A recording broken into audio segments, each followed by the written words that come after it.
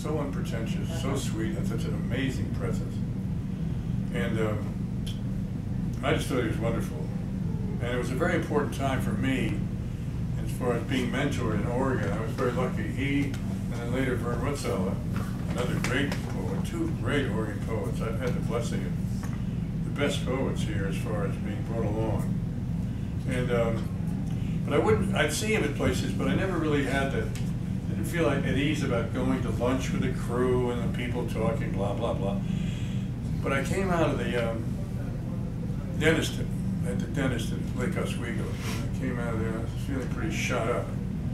And, but I wanted to go, before I drove to work, I wanted to go to the post office and mail out poems. When you mail poems out, you have an envelope, and you have an envelope inside it that's addressed back to you, in which you get your 5 poems back, usually with coffee stains. And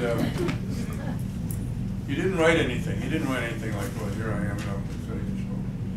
But I had the whole arrangement worked out. It's 5 places. And then walks William Stafford. And he says, Peter, what are you doing? I said, I'm sending poems out. He said, well, let me see what you're doing. So, you know, the first one I look at, he said, don't send them there. They just had a fight. They're not even talking to each other. They're not going to read your poem for 6, 8 months. Okay. And then he went on and on. He just loved it. Why did he love it? Because he did it all the time.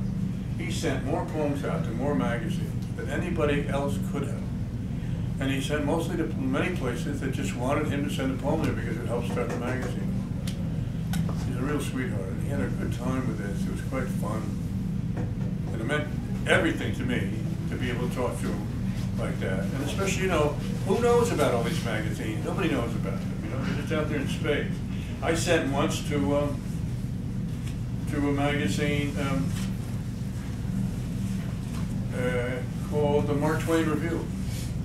And I got a note back saying, you know, nice, interesting poems, but they don't have anything to do with Mark Twain. I went, oh, well, see, that's the way you waste money, you know. And when you're young and working, you can't waste money like that. You can't send the Mark Twain Review.